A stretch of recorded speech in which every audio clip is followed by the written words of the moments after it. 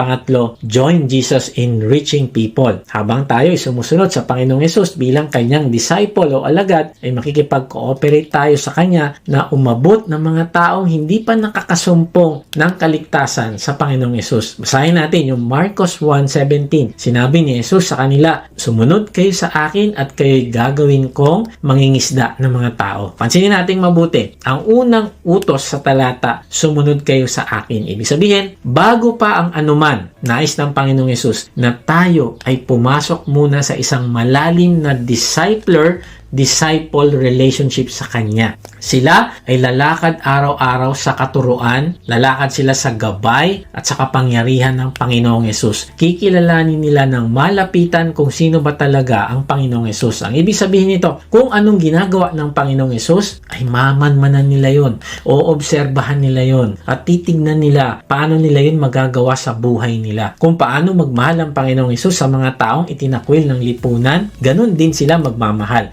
At kung anong misyon ng Panginoong Hesus, yun mismo ang magiging misyon nila. Araw-araw ay ipapahayag ng Panginoong Hesus ang kanyang pagmamahal sa kanila at sa mga tao. Masasaksihan nila ang Panginoong Hesus kung paano siya magpagaling ng may sakit, magpalayas ng inaalihan ng masamang espiritu. Imomodelo ng Panginoong Hesus kung paano magbigay ng pag-asa sa mga taong hopeless at helpless. Araw-araw ay bibigyan sila ng direksyon ng Panginoong Hesus. Sasabihin ng Panginoong Hesus sa kanila yung kanyang plano. At sila naman, araw-araw lalapit sa kanyang presensya. Papakinggan ang kanyang instructions at susundin ito. Kaibigan, ganito ang totoong Christianity. Ito ay isang malapit na relasyon sa Panginoong Hesus na ang layunin ay maging kagaya niya sa lahat ng area ng buhay. Kaya ang ibig sabihin, ang tunay na Christianity ay hindi patungkol sa mga theological systems na mas madalas pa nga pinag-aawayan.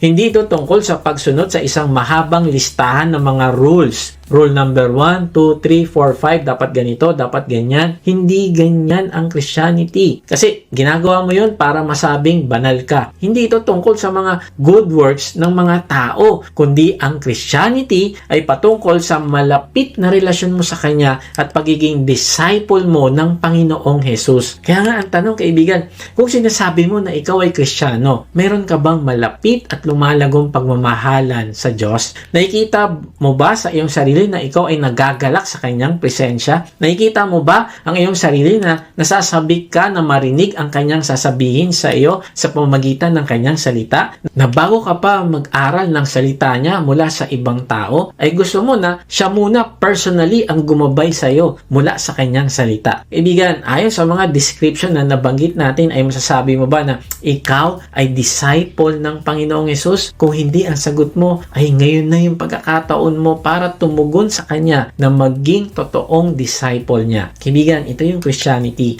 Ang araw-araw mo na pagpapadisciple sa Panginoong Hesus mismo.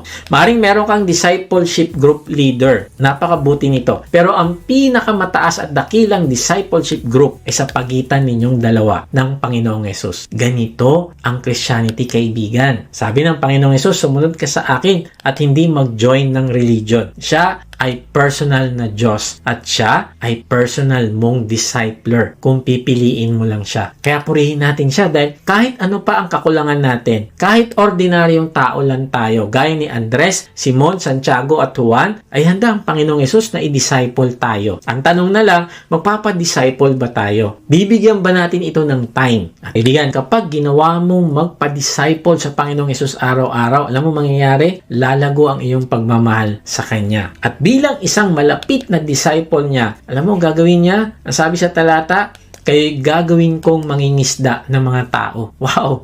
Ang ibig sabihin ay ang discipleship ay hindi lang patungkol sa iyong spiritual growth, kundi ito din ay patungkol sa pangingisda ng tao. Ang ibig sabihin ay huhulihin mo ang mga taong naliligaw at ibabahagi mo sa kanila ang pagmamahal ng Diyos. Ibabahagi mo sa kanila ang katotohanan na merong Diyos at meron siyang mabuting plano para sa ating lahat. At pansinin natin, sabi ng Panginoong Hesus na gagawin niya tayo. Ang ibig sabihin, hindi natin kayang maging discipler ng iba kung hindi niya tayo i-empower. Ang trabaho natin ay lumakad ng malapitan at may pagsunod sa Kanya. Ang trabaho natin ay magpa-disciple sa Kanya araw-araw. At ang trabaho naman ng Diyos ay gagawin naman niya ang pagbabago sa ating puso habang nagpapa-disciple tayo sa Kanya. Gagawin niya yung pagbabago sa ating desires. Pagbabago kung paano tayo magmahal sa mga taong nangangailangan ng Diyos sa kanilang buhay.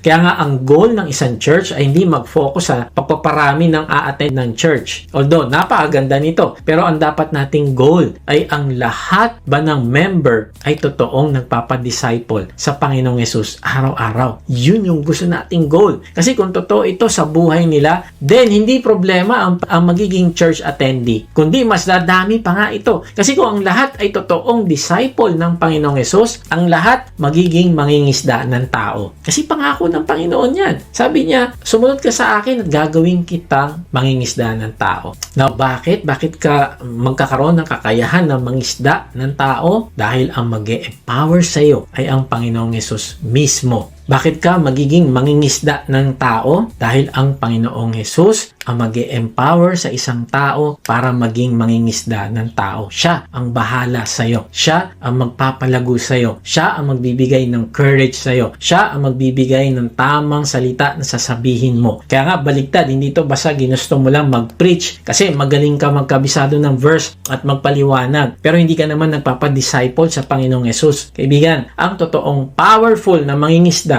ay nag-uugat sa kanyang disciple relationship niya sa Panginoong Yesus. Kapag meron ka nito, ay sisiguraduhin ng Panginoong Yesus na lahat ng tinuturo niya sa iyo ay mapapasa mo sa iba ng may power na mag-transform ng tao. Nung panahon na yon, ay ang pangingisda ay hindi isang relaxing na hobby. Hindi ito yung nakaupo ka lang sa gilid ng tahimik na lawa. May hawak na kape, and then fishing rod, at naghihintay na may kumagat. No, ang pangingisda sa dagat ng Galilea ay isang matindi, marumi, mabaho at nakakapagod na trabaho na nangangailangan ng pawis, nangangailangan ng determinasyon at pakikipagtulungan. Hindi ka pwedeng mangisda gamit ang lambat na hindi nadudumihan ang mga kamay mo. Ganon din sa Ebanghelyo. Hindi sinabi ng Panginoong Yesus, sumunod kayo sa akin at gagawin ko kayong mga taga-observe lang sa aquarium. No, hindi. Sabi niya, mangingisda ng mga tao. Tayo rin, hindi tayo tinawag para lang maupo sa loob ng air-conditioned na kwarto at hangaan ang ganda ng sermon o theology natin. Tinawag tayo para ihagis ang mabuting balita ng kaligtasan sa magulo, madilim, at napakaruming mundo ng mga taong nakapaligid sa atin. Kaya tingnan mo, sabi ni Charles Spurgeon, every Christian is either a missionary or an impostor. Napakabigat nito. Sabi niya, kung hindi ka kasama sa misyon ng Panginoong Yesus, ay maaaring hindi ka totoo sa kiniklaim mo na ikaw ay disciple. Kaya nga, ang tanong natin sa sarili, ako ba ay sumasali sa Panginoong Yesus sa pag-abot sa mga tao o nagkukunwari lang ako na tagasunod niya?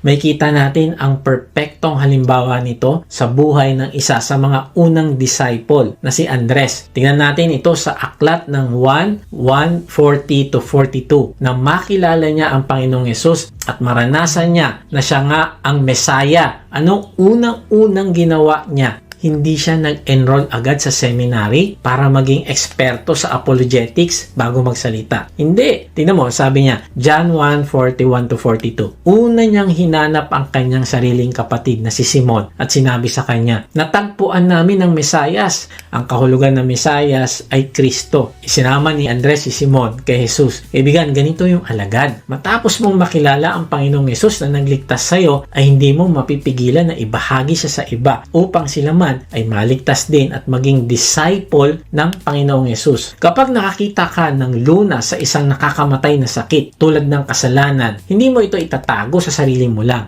Ibibigay mo ito sa mga taong nangangailangan. Sabi ni Tim Keller, the gospel is not a private truth, it is public news. Ang ebanghelyo ay isang magandang balita na kailangang ibalita. Hindi isang sikreto na dapat mong ikulong sa puso mo. Kaibigan, ito mismo yung prinsipyo na ito ito ang dahilan kung bakit binibigyan natin ng emphasis ang direksyon natin sa Word on the Go online fellowship. Gusto nating mag-build ng isang culture na nagbabahagi ng gospel, na lahat ng leaders at members ay maging habit at kultura natin ang pagpapahayag ng kaligtasan. Kaya ang training natin ay kapag mayroong bagong sali sa ating mission group, ay nais natin itong bahaginan agad ng kaligtasan. Kaya kung ikaw ay mission group leader, ay ang pinakaunang hakbang na ginagawa natin ay i-share sa bagong member ang ebanghelyo ng malinaw.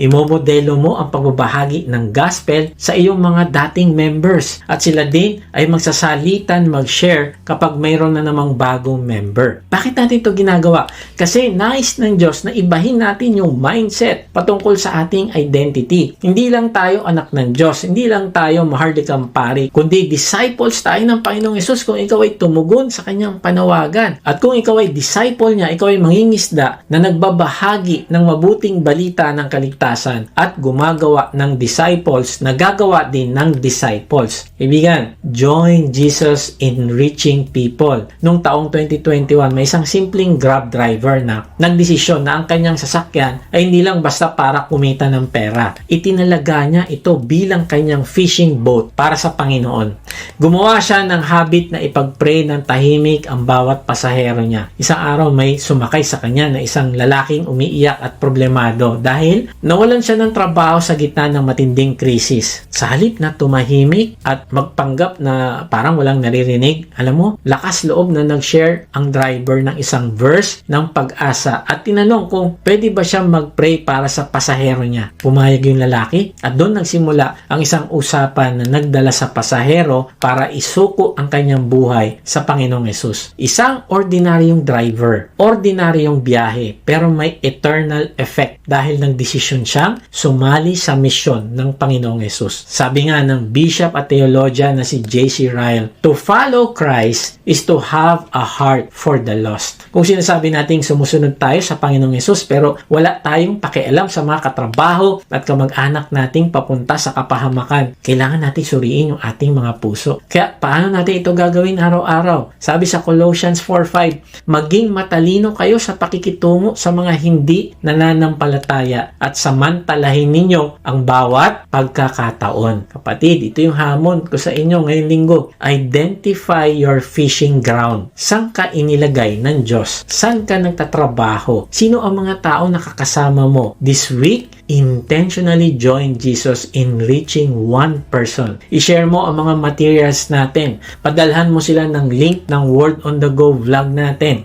Imbitahan mo sila sa online group natin. O kaya, ikwento mo mismo kung paano ka binago ng Panginoong Hesus. Sabi ng author na si A.W. Tozer, a saved soul must be a saving soul. Wow! Kung ikaw ay totoong naligtas, ay mag-iiba ang desires mo. At isa dito ay magkakaroon ka ng desires na iligtas ng ibang tao. Maaring gusto mo ding sumunod sa Panginoong Hesus, kaibigan, bilang disciple. Kaya lang, hindi mo alam kung saan ka magsisimula. Kaibigan, tinatawag ka niya ngayon. At ang tamang tugon mo ay ang manampalataya ka sa Kanya na siya ang nagbayad ng lahat ng iyong kasalanan. At pag ginawa mo ito ay lilinisin ka niya at patatawarin ka sa iyong mga kasalanan. At ibibilang ka niya bilang Kanyang anak. Kung ito ang nais mo, ay pahayag mo ang pananampalataya mo sa isang panalangin. Sabihin mo sa Panginoong Hesus, Panginoong Hesus, inaamin ko po na ako ay makasalanan. Patawarin niyo po ako. Nananampalataya po ako na ikaw ang nagbayad ng lahat kong kasalanan sa krus. Ngayon nga ay binubuksan ko na ang aking puso.